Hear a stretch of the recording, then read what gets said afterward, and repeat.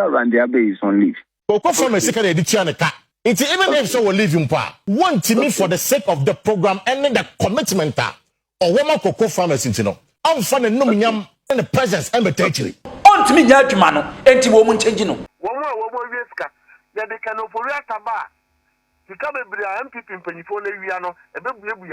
Is scrapping the SP, the office, the solution. Yeah, but I'm saying that institution is not achieving its purpose. In some way, for you know, Quaba, Ibium Emma, Jumadius, Sanso Francia, and some Ecoso El or my Ganemu. Yadinina, a bread I for and what you know, a Bushan panic of Uso Dumi, a baby seminim president, His Excellency John Dramani Mahama. And come over pray any Freeman Penny Asheye, Eba Enochi, Special Prosecutor OSP, as to say His Excellency John Dramani Mahama, Ebe Yefuo, and answer Obemana Toso, I had a Jumano, Akoyan Sembe Ewo, or my Gandam, and Commodia Brinso, and a cost of quick one, Ebe room, na a deal, come when is a wolf from Yabuanoa. Yadinina, a bread I for, but on Sanano, run the Abbey. Aye peninkesia or the cocoa border no but then yes celebrate Farmers Day no na run the abe akwa kupiem e USA and say work up draw no na owasie and what Ghana phobi e kasa say His Excellency John Dramani Mahama enyi run the abe edi ebi mo say ka run the abe na kasa and resign because adwuma no ontimi nye ye the Farmers Day a wo ye cocoa board opening kesia obe Farmers Day no ase any a celebrate abomuno what for plane akwa kopiem e USA and at that time no world cup dra ekoso eno na was here na cocoa board any world cup ball bono any ni twaka bia ba quick one owo de chemu abantie nkonko tie chemu ne mra ne ekoba abuso ya panic of so diomi info bia wa che bia no odi begu form But Job, you see Hold on. Maybe even the last point. Okay. The last point.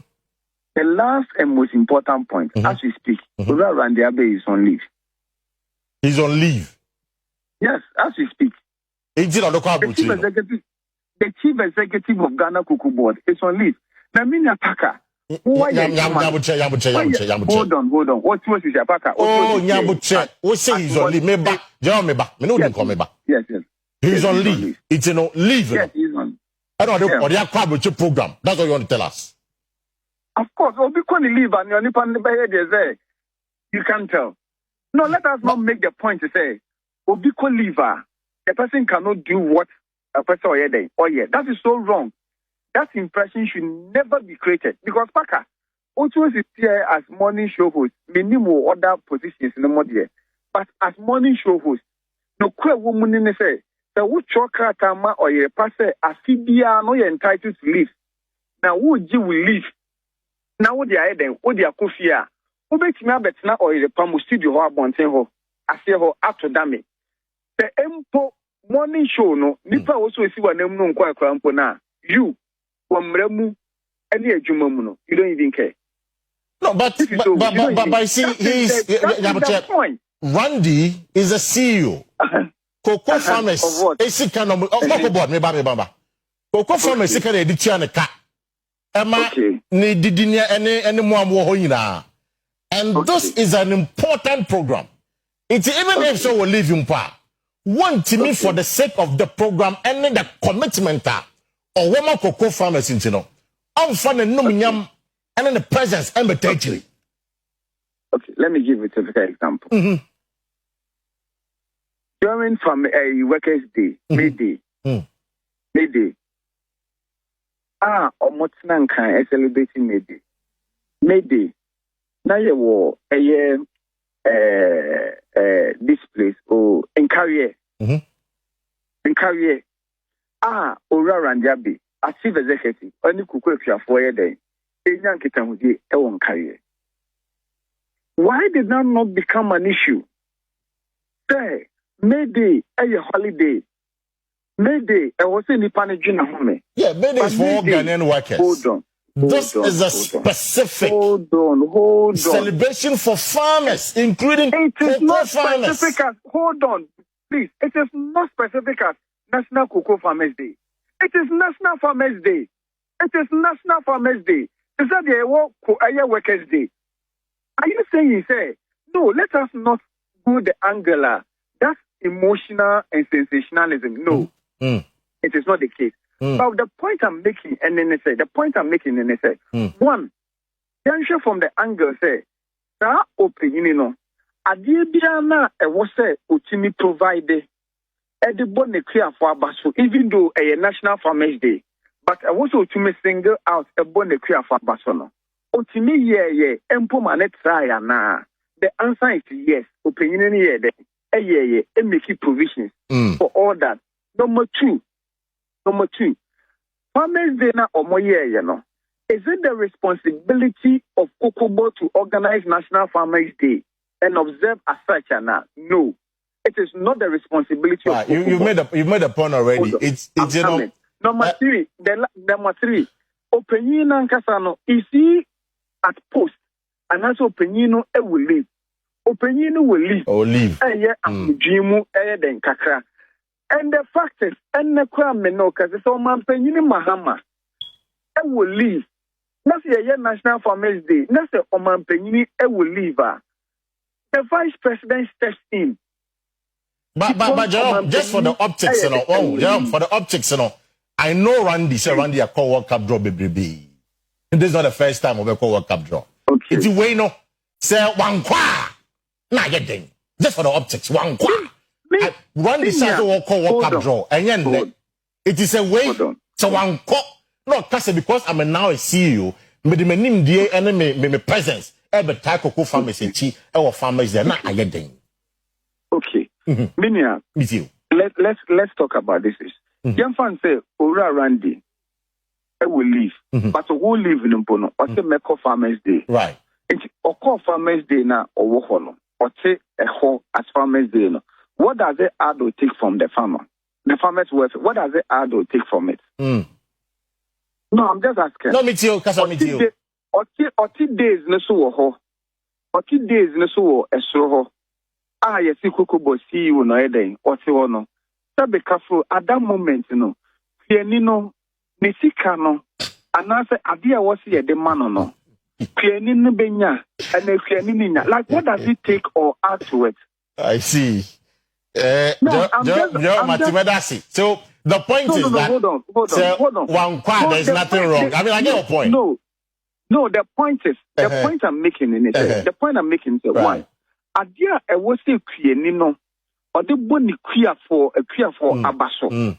Say a year a Jumadina or my year. Na ye show many munyam ebo mabasono. Openino say o will leave mpo what you media heading, what you me up provided Edia heading. Ediama eye nequia for number 2. Openino even before Farmers Day no. Openino ye den ewa hunjimu. Your friend said then or will leave. Okay, Mr. Wright. And then some no toso, but then Randy Abe is in trouble. Ghana for be a bashano. The President John Dramani Mahama, a Juma Mampeni yeno. Omano is in the right direction. Nti uya Mampeni appointee. Now say, oh, be send yamasa. And you come Mampeni nyini fro. Quick one in room. Mamena wase. Na mentia ya refo. Well, be justify Randy Abbey. Subain a wadan edibia. Wadwem wo ha. Na wo mpesa NDC aben yi. Simple. But then Randy Abbey so Heart of Lions ne dia. Na or into football and sana or okokoko body. And was sans will leave. Ntia na ye World Cup draw kopie mu ase aka na fo kasa. Okay. Meda was biem. The right ayera de papa we ankasa na wonya na so besua nyansa. E was our ministry na say bia ye de na koto. But ni body ni say. Tie. In the first place, sir papa we kwasra akuafo a no hye suit. Tie die pa. Money won ni say. Nya botre. Meet you. Okwasra akuafo a no abo suit. Akonam kokofuom. O hye shoe any suit up and down. Oni akuafo kwotena ase kwotena apa. Wuni mapa. I had the cocoa gusu hatanwa or what stuffing chairs. And when I brought your back, I said, was swat stuffing chairs, no, Eddie goo 4x4 and what the free Accra, Eddie Cone Crasia Cosan and Makuafua or Siu no 20 million defamation seem to know. Say in Konya and Fanconia Bianco, but you can Konya what so the quiet the men and once on America. Siu to say, Eddie call a foom. Gibraltar. Ghana fan can no samaka and will be our casa some piano, Naman the Yadri. The better, yes, so called room, or yet the for ye room for ye. As minister, and I say, or be a board chair. Ah, dear, what down on ye and an animal for Coco Juman or Moyano. And was so costra one who come situation in me. And I did about one of my papa, I was free. I could no. What was sent Valentin Butuno? No crown a second. No send a hook of full matter, dear. No, then I'm perfect. I almost found Erico Pocunia example. And none was office at dear. So who could Coco board office or there is different. But so who call for moi? I was so a fundy old fanono, at Sless so ampa, who your Coco board chair. The writer and Robertsonico. Ya one maybe no defendi ya na any defendi. And nay, ya self for Frasaba. Now the writer. Corredi Proverbs 17:28. Proverbs verse 17:28. Next year the Bible eka ade ache ojimi fompo abra waka na nwotum. Sa kwa we ya o defending PR no what say jimi for pepepe. Oh na so kana no tumu a enka na be make sense pa. So leave. The writer people no leave and just wo ye adwuma. Who will leave? But ultimate trap and take it. Eddie Ghana echi abra wonye football administrator. Abra won't count Ghana. I mean, just a heart of lions. Heart of lion co work up. Who got a penny bill? Who has a folk penny bill? Who heart of lion penny bill? Who I your friend say other football clubs no media man penny for who will be honorable. Onya quite so what binding more was my binding tea. And what didn't the degree go and the Akata. The writer so will leave wo. A dear nanka betting me a preventino. Ank one farmers day nasia me come betra and found one wa bekanka yankopo krank mekasa na me de tiawo ene yade tina nan ma hemfo soya osimi soy mi yade say yade na borandi abi and oda no ntumi nsori enu ntin one farmers day nasia eye top notch wo deserve so was rest no san ho yade but some will leave na see ye World Cup draw enye koko tio enye koko ne wiase nyina koko dwadie no empanyimfo wono hwe se ne be ya koko dwadie be koso ene eye meeting bi wa amanone enu nti koko board wo leave na wasode na wo kobie na ye football won ka Ghana Football Association ho won companyimfo na executives won ka ho na no de wotumi amunyansa wo here sam from abone afiri ba bi ba wo akotwa plane ticket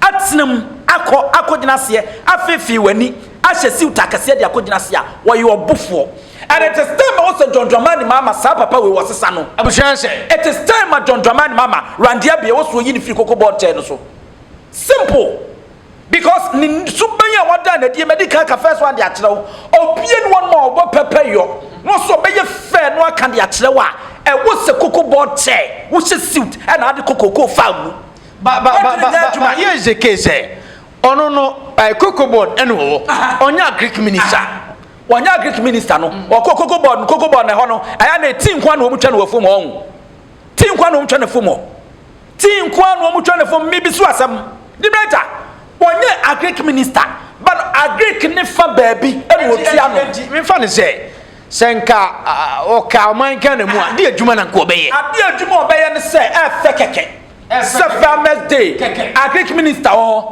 ni anya koko board chair na ye best farmer tio ye best farmer na afu ekura de omu chiche mu omu yi best cocoa farmer you see best one farmer you see best one farmer best cocoa farmer kronya ka and the best nanka FN say yeah present best cocoa farmer award no and can you be na waso de komo o se yi cocoa board panyini wona akwaje award no na ade ama no man panyini gina hobi na stand ho man panyini gina hobi Agric minister gina hobi na wo gina hobi John Dramani Mahama anya kata no koye say ye best farmers day no onyina se I was even wondering time ben nti papa no onya de home but when ye best farmer award no wiye ade tia no papa ye so odo ha e kwan be na papa no faso enti na nka randia bi na nko ntumi ma na work up don ye nda bayi na se na ye farmers day no so ye nda bayi na se randia be ntumi nya adwuma no randi abi abon bibia wo ye bia nkyere se wo ye panyini a oni wonim de wo ba bia de na koto no ono kwa na mka se mbema no sports minister at least bibi ti se sa aya sa youth football na say dey come adabu bi no metete ye na NDC fo ne Ghana fo bi ka no ne ka no randia bi te say obi say no obetimi akoda ho ne ya de na akoda ho no ahwe no atete nkwada na eba no fine eno ye but random bi as cocoa board chair die nyansa nim and we prove beyond doubt say wa bon ontimi nya adwuma no enti wo mu change no simple manya ne tie say be huhu say wan hwe ya enche His Excellency John Dramani Mahama ministers ni bebre ho besesa ho. Oh yeah. And reshuffle bana randian bi wo mo reshuffle na nyam wanwa da. Ana wanya adwuma bi anya bi ma anya wanwa da. Because wayam from so baako Ghana fo nyina aka am wa file hu defamation suit I will court awo kwaje 20 million e de Africa abronye ho na wo sa be repeat adaya mi will leave na wo nso wanya wukoduro abeje national TV so and I like the presenter how I know see rewre mu no to the man no top notch me dana sepa obeje national TV so be kire mu senti arande abi o leave wo but I was so sorry no ko world cup ase no ko world cup draw nyansa nim na wo sanko kana no tum na ni kwa so comment about it na obeka che say wo leave nti wo timi ko world cup draw masa who bondo wo mo ye football association no anase wo mo f home panyimfo no mpo no wo mo nyina de koye world cup draw no mo koye yem se coach Kosiapia me hu aya Asamoah Gyan ana football panyimfo say assistant FA ho ahwan panyimfo no best 4 as 5 pe na wo run dia bi ka hu ni botaya o de koye ne say on oko incapacity as what me pese bi hu sapia no omra no me kire randia bi will leave until football world cup draw no woko incapacity as who as what Miseka NPP no mesre NDC official say ema omu repeat that the same mistakes randia bi repeat zaban we paniye no pese koko board no sa sector ho no eye kama ni ehun sa eye kama onyini firi ho di brighter onyi randa bi mfiri ho no mo do tia pese obi adwuma bo enye obi adwuma na pese mbo no me ba ma ba ka say yenya agric minister adwuma yenyi mfiri ho na wan ka imagine say ye best farmers dey na agric minister no ni ho no mo en ka imagine just imagine some man panyi John Dramani Mahama na nko ni ase a kasamre nka po yando no samre nka wuntumi movement no awurade nyankopon ka ba wu nsema nko mbeka ka ba wu the so called resource person no emu political analyst ye emu policy analyst ye ka ba wu nsema mbeka e ho koko board chair wo de wo say who will leave but who nim nyansa ekofro alupre ekọ world cup dress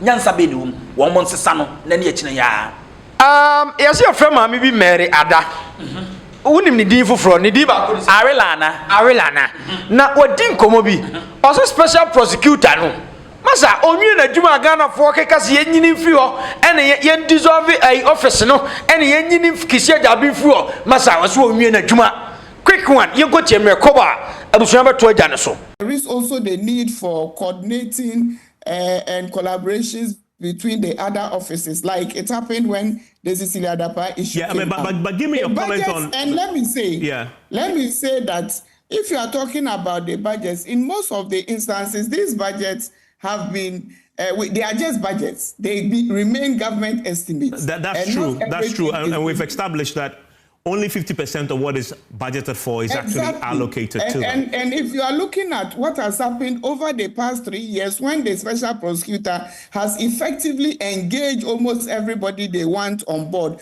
So if you want to measure their progress per indicator set, then it is when they have the full measure of full complement. So as far as you're concerned, we should keep it. We should maintain it as certainly. It is. Okay. Certainly, we shouldn't throw the baby with the bathwater away. Even in spite of the fact that they are failing, you've admitted that they I don't think they are failing. Okay. Evans, I don't think they are failing. Okay. I believe that we need to support this cause until we have what we want, and that is the total decoupling of the office of the Attorney General from the Minister of Justice. Makacho say, edru ebrebi ti say ya. Na edru critical situation bi say ya. Eni emu the real resource personnel, the real policy analyst, the real anti-corruption crusaders, no, the real political science lecturers, no, the real economists, no. Mami, waka one ni chiketa ashe proene kankan. Na my very very disappointed. I was mami we mu. Mary Arelana, me Ada. ye nim no Ghana ha no me opportunity na ye interview several times our radio so but my very very disappointed e wo maami we mu se wotumi abie na no make this statement e wo national TV so dibeta wose yamwa no kwan no omunya adwuma na kopim si ye benya results dibeta na ye se de wo pa cha ne se yammo kana na me question to sama maami we ne se yanya results nso yasememe ndabeda ya na ye hwefia dan sunsa we adwuma pa OSP de agu akwan ma oye na results nso beba sa for how long was it I may ntunsuo no ne akra ne nyina ntontwene na ya ntunsuo ni mu ya mfa akra no woni mo bi a wapo ne bada wo hu bi da wo wapo ne ba no wa hyese wo wu a ne bens na yi ase da won ti hu bi da wo the brighter sabie kronto yase kwabra ne ya mo ne bede ana ade no ye rensunsuaso ahyas ye de ba no a yese abronguma egu nhirani no ana ye ta akire ne ekuma koduo na beso abribra abronguma ye aduaba a ye koduo wo mo dea enti ahyase ne gu flowers na akoduo no wo mo ba because wo mo beti aduaba na di ana ye eso de a ne na jai eso ana wo mo ba nti no mbu sa be no di brata ade na kisi ajaben aye our special prosecutor office wa enu ntia wo se man kwan wo to aso. That's my simple question. Mami say I obi a wo se wo engage ni bia e keta sha ne plan kan bia no wo engage no the better ekosi say e program bi din o engage ne ekosi say mami nche wade bi 2023 nkwa 129,545,380,000 Ghana cedis new currency asem na make no now onim this is made up of 68,900,000 for compensation of employees. Tio, we eye enumshede sika yade ama adwumayefo mo special prosecutor say yade compensate wo mo yade hye wo mafrumu ma so mo mfa enye adwuma. Tie 34,279,380 Ghana cedis. Where you say for goods and services. Tie 26,370,000 for capital expenditure. This is OSP was allocated. That's we know it was allocated for special prosecutor. Where you 2023 nkwa. The better 2023 nkwa. Na sabia ku sabia nkronto. Why na ye jimi fo wo krom hanom. Area si nyina na business a oya na ode capital de akowura mu no. Onya sika bia mfiri so ye businessman na wonya mfaso bia mfiri mu na abekoso no waye say business ka kire me wo de ka kire me why uti wey minim se usika wo de ye adwuma nya wo de 1 million na so wo de kofa diaper aba beton na kofa diaper ne ba na aboka na wonya 50 Ghana cedis a the better besa kofa diaper okay ti yemfa ne se OSP office no minu mienu dia meme dia enke bende Mary Arena na mfa nsa na sa asnyansasem ya me kada cha ma me wo ya minim so onde wa school che me enti ko nimbo ko mu che me be business aspect e bia o ya hide che me bia fie nyansa because fie nyansa de wo prove dia che me sesi ase woni bi nche me but the fie nyansa nkwa na me wo be che no no sa ma me na aye sa business no ana sika me bo so yi just 2023 nkwa ya de massa office and when yam faso bi amfiri so a eti maami we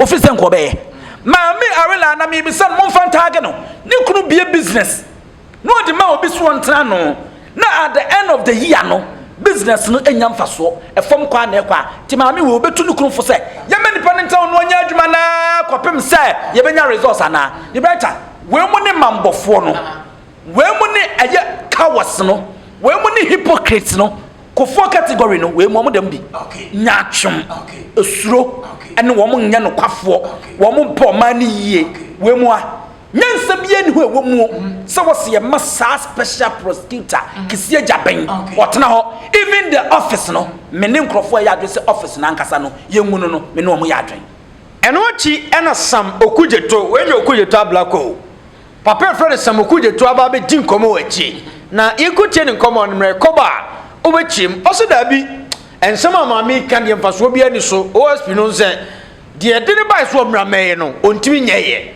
quick one entimra And I said, if we can have a leader like that, who will take a stand against corruption, there will be no reason why there should be corruption in the country.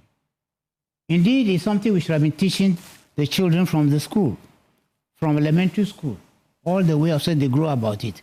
Don't demand. Sometimes someone say, it is not what you think you are entitled to. It is what you can give. That's what it should be.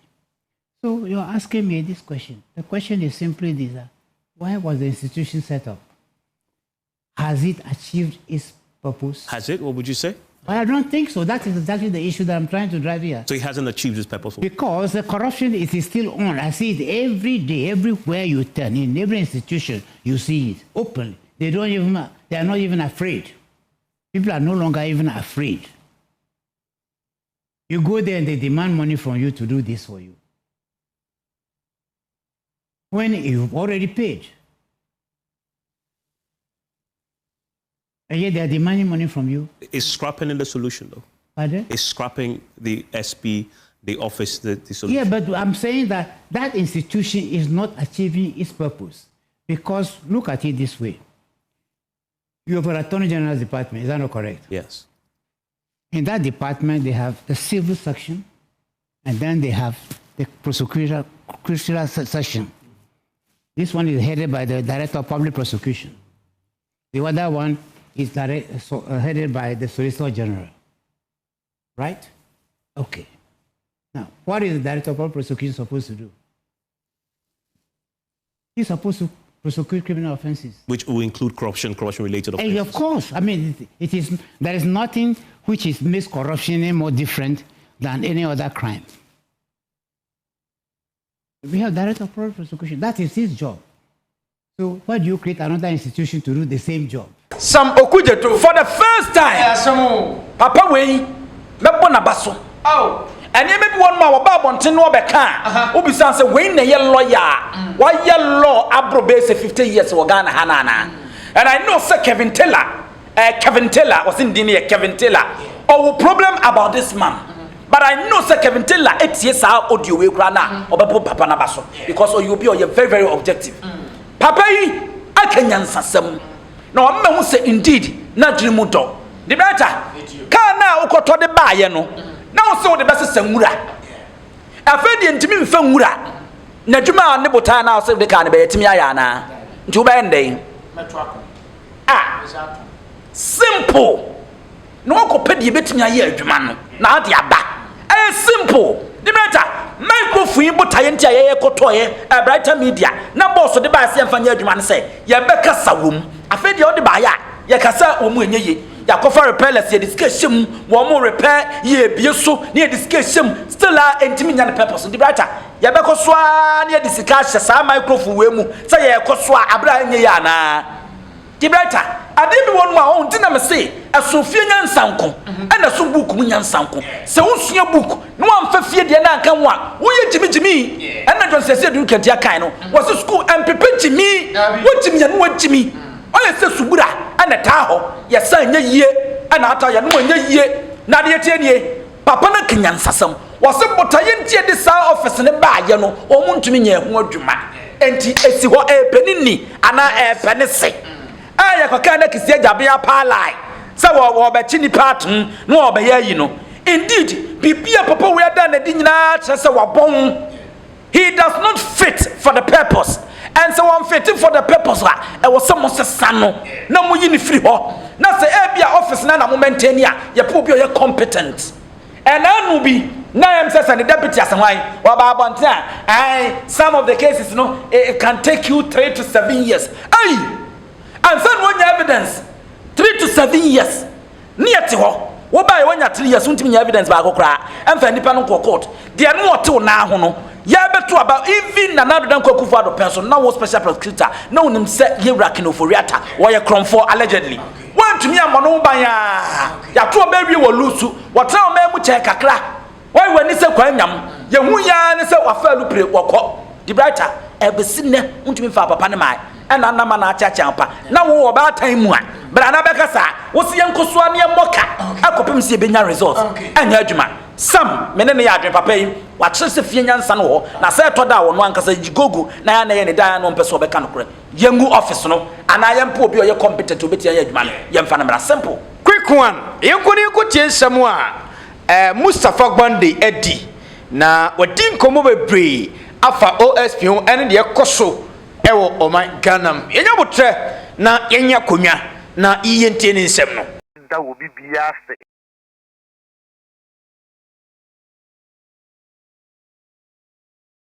watch bi ama obi nso anya bi ama ne nsa akɔna no wogi o salary na wo decide say me nua yi a onye adwuma yi mempe bibi ma no nsa nto nsuo kura na wo boa kuro so wo mo nya bi a ɛna bi mo wo frɛ ayi a onte yɛnka ɛna nyinaa ne sɛ abotrɛ ewie ne nkunimdie a yɛda wo bibia se they didn't just work for the ND.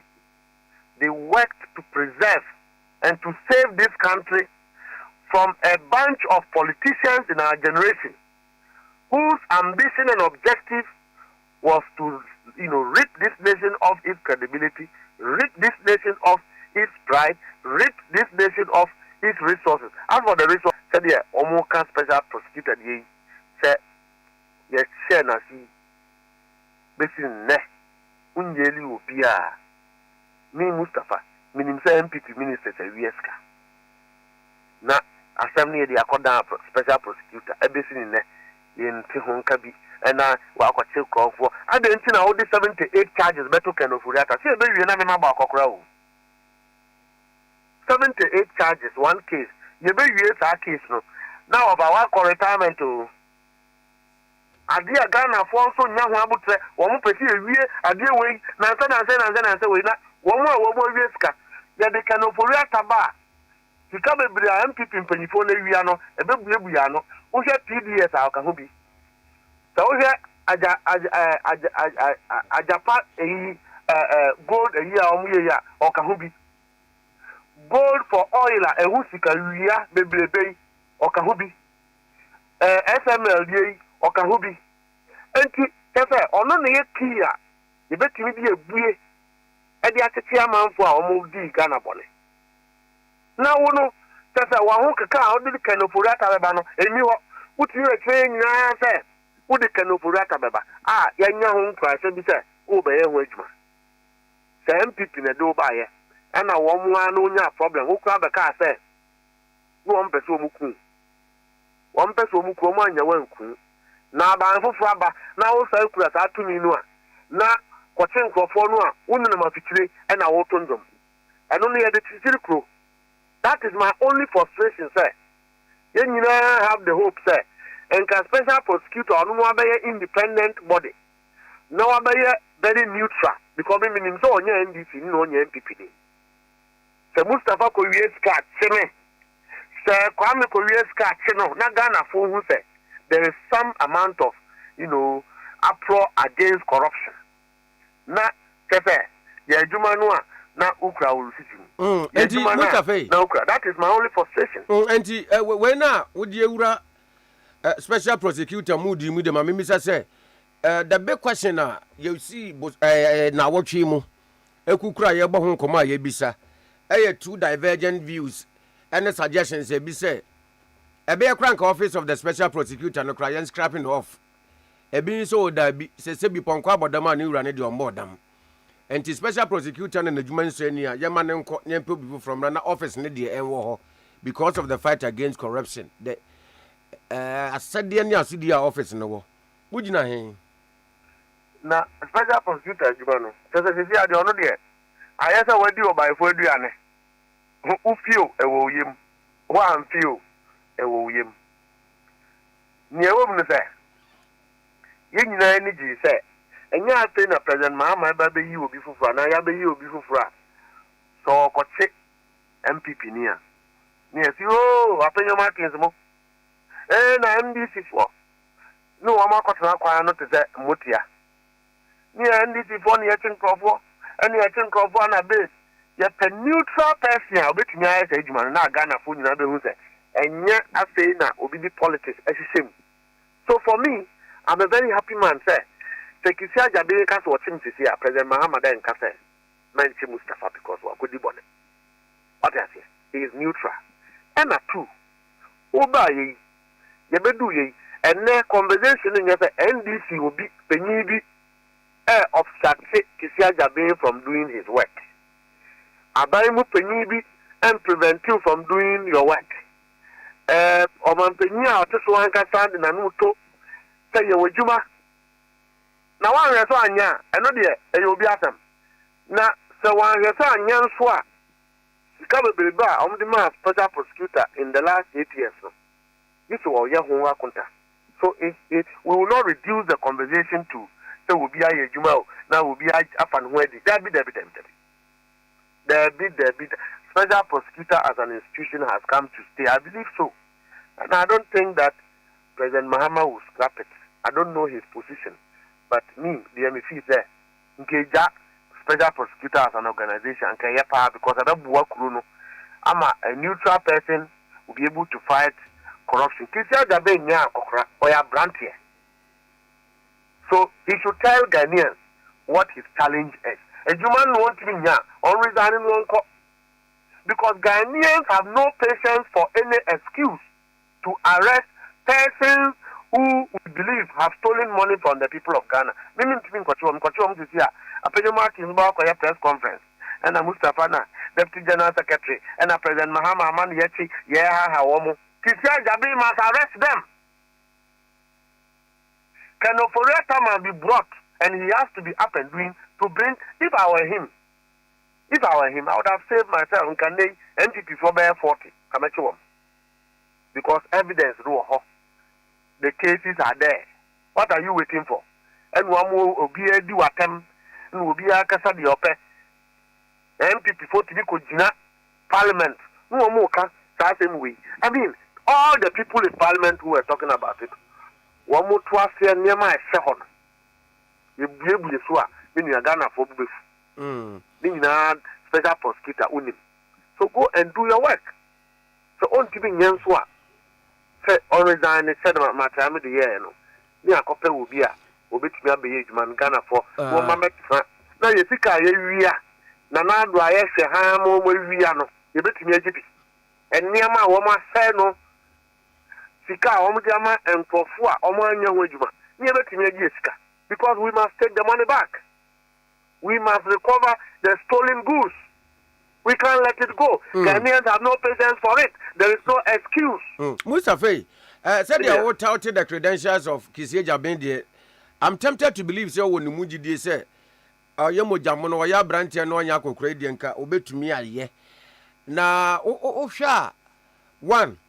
Obey a special prosecutor in the input and your significant impact to be on the fight against corruption. And number two, if Noah shall interference be and now be and into me man and give you the expected output nana.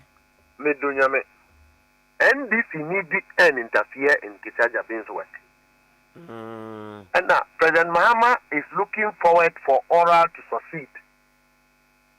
And now I haven't confirmed, but when I look at the indices of allocation, say Finance Minister to force and cry allocated more to Kisia Jabe office more than even President Akufado's step. So what is the excuse? Samum. What is the excuse? Now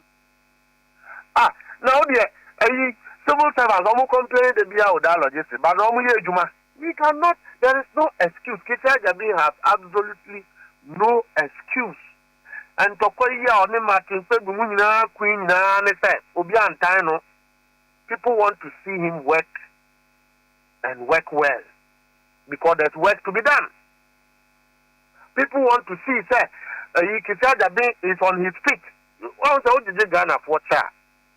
Almost supreme. FML I don't think that is in the interest of this country. Somebody has stolen money. Now, all day, 78 charges. Instantly, you are telling Obi a own law, say, you want to frustrate the case. Charges me no anami and son. And then the cocoa within 1 month, no Obi who may be out there. Ghanaians want to see people go to jail, and that must happen. With the 78 charges charge ba kumpo kran da ba ni bewie ni abeye 78 na kanopori atati abruchi no twa ntrotre abrofo no se NDC aban na tata no keke ono aniboni bia bring him to come and face the law. NPP for say we should charge him in absentia. When you charge the man in absentia, he has escaped the procedure of being arrested, charged and bailed and taken to court. That's of afanu wedi. Unti ujeli the crowd oni ho. No amaga na habi we. When the man is sitting there and applying to be a permanent citizen in America. So what I say.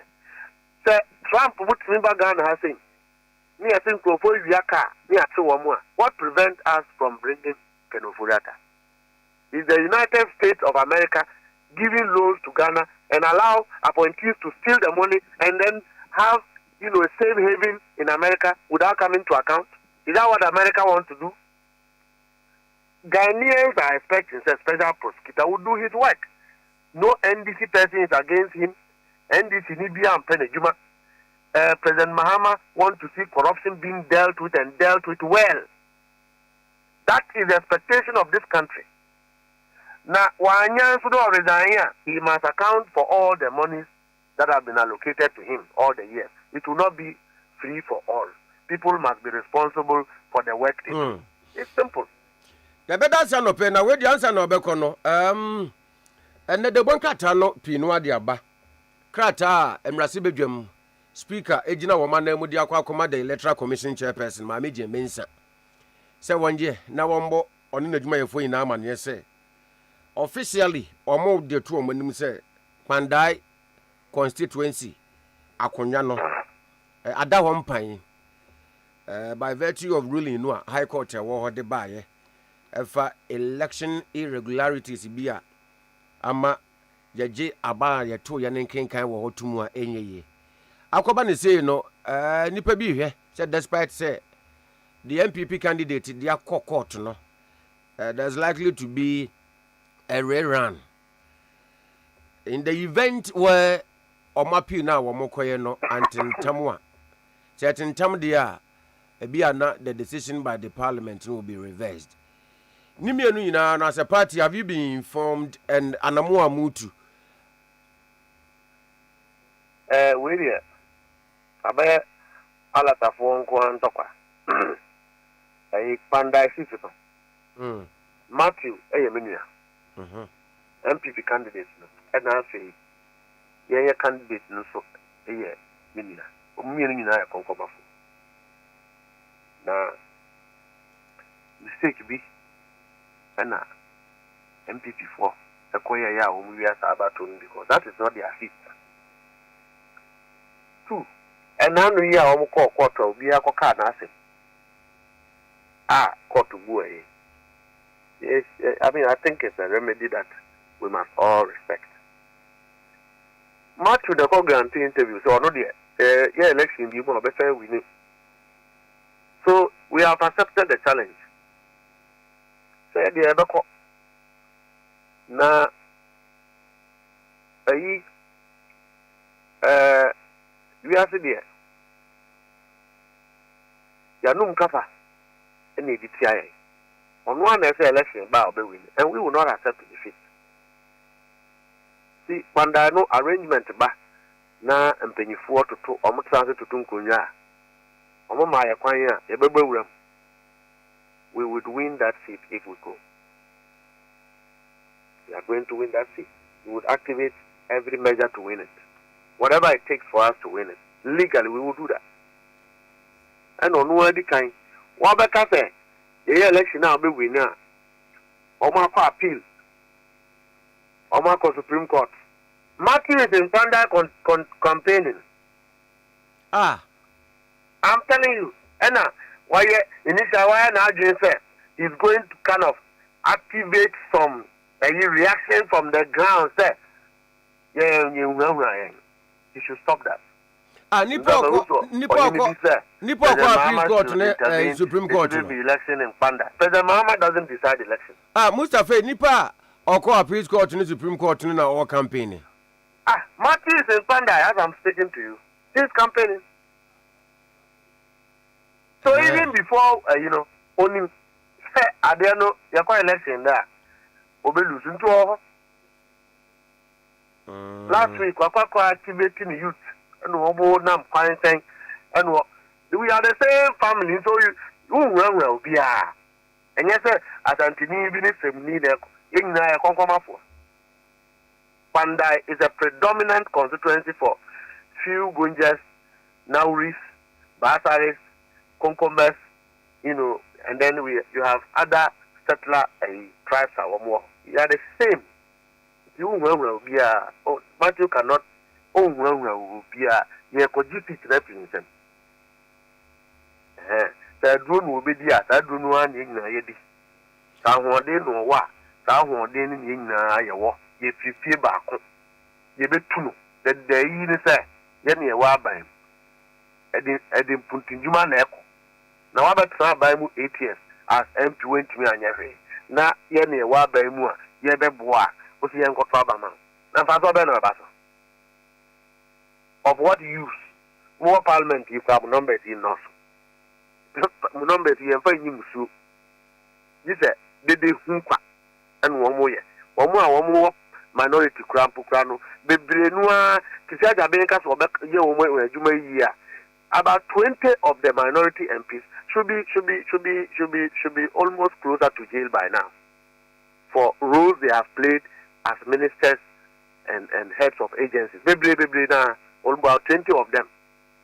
All of them should have been under prosecution by now. Now, so there's no use of the minority in parliament. Numbers be near the attacking government. We have absolute majority. And that is not a boost. That is to say that the government has the support of the Ghanaian people. So we'll go to Pandai and we'll sit with the people. We discuss it. We are just waiting for a signal from, our leadership. We'll invade the place and take full control and win the election and come back safe. Nothing is stopping us from winning that. Now, Mustapha Gbande, one word admit say Matthew has already started campaigning gidi kra. We are start to have a more chance signal from leaders. Send them over corner. Why you lalu and then again see it be more parliament inka munya we minority for you na yeah 2020 yeah Reverend Kusi ana abato na ya to no 70 abato aba if yankan 9 na be declare ana Dr. Mahmoud ba mi abe wini ana afei adum beka so me gidi na Nina and throw air settings. Then you're in your settings. A white a year, you did judge a funnel. A Paula Dumotre. A China resource, it will shock Ghanaians. In your settings. They am fire non cassa, the age man. Near party no penny for near the NPP. And now you have me call my ye. Just a no why a mob boss. Omo MP a woo. Ye corner ye. Just an anado.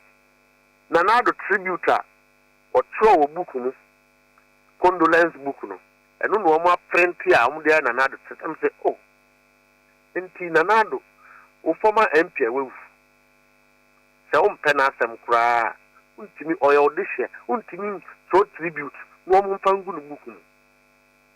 NPP penny for from Baumia, Omina and Kobe, a party no more quite Baumia, Echo John Oya. In the celebrity Jumaya or time the BA. So that's how MPP is. But we don't do that. We have a way we work. You didn't pay for traffic kasa. No muja MI quiet say young qua. I want to grown over from. We will go and we will win the seat. It is a train. National Chairman, General Secretary, and President. Omo Ebia Naya Nature. Omo my and quite we quiet see a young qua. So better. We are going to work. It's about work. If you don't understand the game, you don't understand the game. If you understand the game, you understand the game. Of what use will it be for Martin Ndam to return to Parliament? Of what use has he been? He's my own brother. The guy who is contesting Salah. He is also our brother. Of what use is Matthew when his party is in opposition? Sir, so share a Juma Mienua.